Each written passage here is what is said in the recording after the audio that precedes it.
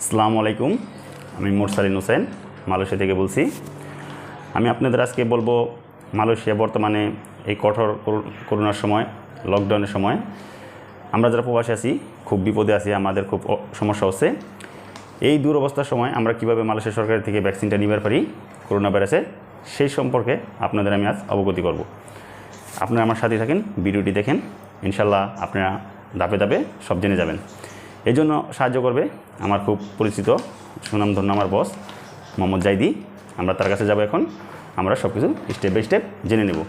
আপনারা ভিডিওটি না টেনে আস্তে আস্তে দেখতে থাকুন, আপনাদের উপকারের জন্যই আমি আজকে এখানে এসেছি। আসসালামু আলাইকুম bos. Waalaikumsalam.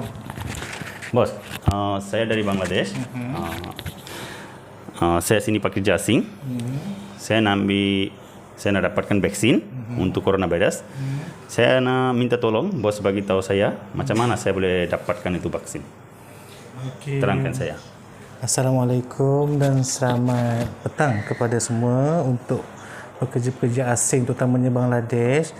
Okey, untuk suntikan vaksin untuk pekerja-pekerja asing, pihak kerajaan Malaysia telah wujudkan untuk satu gabungan daripada kerajaan Malaysia yang diberi nama itu MITI. Dia tujuan untuk pekerja-pekerja asing yang bekerja dalam sektor pembinaan, pembuatan dan perkilangan, di mana pekerja-pekerja asing ni kebanyakannya tidak dapat vaksin. Jadinya pihak MITI telah diberitahu kepada semua syarikat-syarikat yang mempunyai pekerja-pekerja asing ni untuk dibuat vaksin dalam satu kelompok. Ya, di satu kelompok. Jadinya baru-baru ni telah diwujudkan untuk penerimaan vaksin untuk dos pertama. Daripada kerajaan Malaysia mengalu-alukan vaksin tu patut diberikan kepada pekerja asing ni untuk diorang bekerja, beroperasi balik dalam sektor yang saya cakap tadi lah, itu pembuatan, pembinaan dan perkilangan. Vaksin ni diberikan secara percuma sebab syarikat yang bayar untuk vaksin-vaksin ni. Ada juga pekerja asing yang menerima aplikasi MySejahtera dah dapat vaksin, ada yang belum. So jadi yang belum ni, pihak syarikat kumpulkan semua sekali untuk menerima vaksin di satu tempat. Okay, vaksin-vaksin ni diberikan mengikut jadual yang telah ditetapkan oleh pihak MITI. Jadinya kalau contohlah dia menerima vaksin hari ini, akan datang nanti dia akan bagi satu salinan di mana surat pelorang persetujuan suntikan vaksin 2019 ni diberikan kepada semua pekerja-pekerja asing untuk mengisi. Okey, butiran-butiran yang diberikan pun sangat senang lah. Macam contoh apa you punya alahan, ada ejek apa semua ke. Jadi you kena completekan, yang penting nama, nombor pasport, dengan tarikh bila you vaksin. Selepas tu ini ada dua borang, satu bahasa Melayu, satu lagi bahasa Inggeris. Dua borang. So nanti dia akan bagi sekali dengan kad appointment, di mana kad appointment ini you kena simpan untuk second vaksin yang ini. Itu dia punya dia punya kad lah. Ini contoh satu pekerja asing yang telah menerima vaksin daripada MySejahtera. Kalau yang tidak terima tapi yang menerima vaksin selepas tarikh daripada company dia buat, dia boleh terus pergi ke company punya, iaitu MITI punya pertubuhan tu yang untuk kelompok vaksin tu. Maksudnya tarikh dia tu, contohlah dia kena selepas company tu buat, contoh hari ni dia punya vaksin contoh 25 bulan. Company suruh jangan pergi yang vaksin MySejahtera, pergi yang company punya.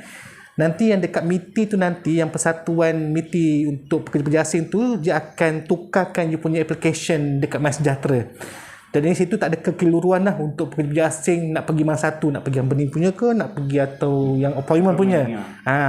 So company suruh pergi yang company punya, kena pergi company punya. Kita ikut yang company lah. Company punya lah. Kalau yang dah pergi dos sebelum company buat appointment untuk kelompok ni, pergi dulu yang tu dulu. Buat the My Sejahtera appointment. Masih ada appointment dulu. Andai kata kalau contoh pekerja asing tu dia nak cancel appointment dekat My Sejahtera, tak ada masalah, dia boleh cancel. Tapi melambatkan lagi dos yang diterima. Sekarang ni memang susahlah kita nak kumpulkan satu pekerja asing untuk datang pergi ke satu tempat, memang susahlah dengan transport apa semua. Itu tujuannya MITI tu buat berkelompok, syorkan kepada syarikat-syarikat yang mempunyai pekerja asing buat berkelompok untuk vaksin. Sebab kalau dah ada vaksin pertama dan kedua, pekerja asing tu boleh bekerja lah. Jadinya setiap kali pergi ke vaksin tu, nanti penerimaan vaksin, pekerja asing diwajibkan untuk membawa pasport. Kita kena bawa pasport. Pasport ni, ini adalah untuk confirmkan balik yang pergi vaksin tu empunya badan tak. Maksud saya tu betul korang tu tak tipu. Kalau tipu memang masalah sikit. So kita memang kena buat pasport yang original, yang betul. Tak nak yang photo state, tak nak yang permit, semua tak nak. Semua yang ni.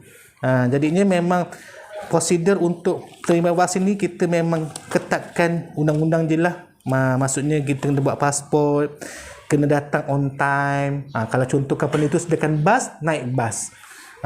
Penerimaan vaksin ni perlu untuk semua orang, bukan cakap pekerja asing, local Malaysia pun kena ambil untuk safety diri. Contoh macam vaksin yang kita terima sekarang ni, ada yang Sinovac, ada Pfizer, ada AZ, ada Johnson & Johnson. So semua tu kalau diikutkan semuanya bagus-bagus, tak ada yang kurang, tak ada yang lebih. Kalau itu pendapat saya lah. Tapi kalau ikut tarikh yang disyorkan untuk doktor, AZ tu, vaksin AstraZeneca tu memang lambat sikit untuk dapat second, tapi jaranglah pekerja asing terima, selalu lokal terima. So kalau mana-mana pekerja asing yang bekerja di Malaysia ni diwajibkan untuk ambil dos. Yang kedua, saya diberitahu oleh pihak Imigresen Malaysia, sekiranya pekerja asing tu ingin pulang ke negara masing-masing, sekiranya sudah ada suntikan, diorang tidak perlu untuk kuarantin di negara masing-masing. Diorang boleh terus balik ke rumah. Itu sajalah. Untuk baik untuk kita semua. Untuk semua baiklah. Jadinya tak ada yang masalah kat situlah. Semua untuk keselamatan bersama. Sekarang ni pun COVID pun tengah naik kes kan semua, jadinya semua kena bekerja sama. Semua kena berganding bahu lah. Tak kira you pekerja asing ke lokal ke, vaksin kena ambil juga. Itu sajalah. Untuk vaksin kita, kalau minta ejen ke apa, pasti minta duit sama orang kita, kita bayar ke tak? Kalau situation sekarang, dia tak ada. Kalau contohlah you pekerja asing tanpa izin, contoh itu problem sikit lah, sebab you akan connect dengan berhubung dengan ejen. Itu saya tak tahu lah masalah macam mana. You nak tak nak, you kena sendiri deal lah. Tapi jangan jumpa ejen yang tertipu lah. Sebab saya dengar cerita ejen tipu ni, satu dos saja dia boleh charge sampai 800. Itu memang tinggi. Sedangkan vaksin satu dos tu saja tak sampai 300.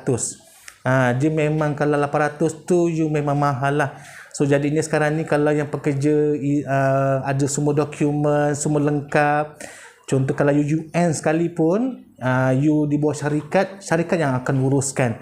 Ataupun you boleh mohon dekat aplikasi My Sejahtera, you punya pasport tu bawa, ataupun kad UN tu bawa pergi ke pusat yang divaksinkan. Jadi sini semua kalau you tanpa izin, pasport mati semua, itu di luar bidang saya lah. Saya tak tahulah macam mana. Itu mungkin you deal dengan ejen lah. So hati-hati dengan ejen lah. Itu sajalah. Terima kasih banyak-banyak. Okey, sama. Kita ini information. Okey. Kita untuk kita nak pergi mana-mana, bos banyak tolong kita. Terima kasih banyak-banyak. Sama-sama. Okey. প্রিয় দর্শক, এতক্ষণ আপনাদের দেখালাম কিভাবে ভ্যাকসিন দিতে হবে। আমার বস আমাদের সব জানিয়ে দিল। এই ভিডিওটি আপনাদের জন্য বানালাম, আপনারা পুরোটা না টেনে দেখেছেন। এবং পরবর্তীতে আপনাদের যদি কোনো কিছু জানার থাকে কমেন্ট বক্সে লিখে পাঠান, আমরা তার জন্য আপডেট দেওয়ার জন্য চেষ্টা করব। আসসালামু আলাইকুম, সবাই সুস্থ থাকুন, ভালো থাকুন এবং ঘরে থাকুন। আর যখনই বাইরে যাবেন অবশ্যই মাস্ক পরিধান করে বাইরে যাবেন এবং হ্যান্ড স্যানিটাইজার ইউজ করবেন। সুস্থ থাকেন। আসসালামু আলাইকুম।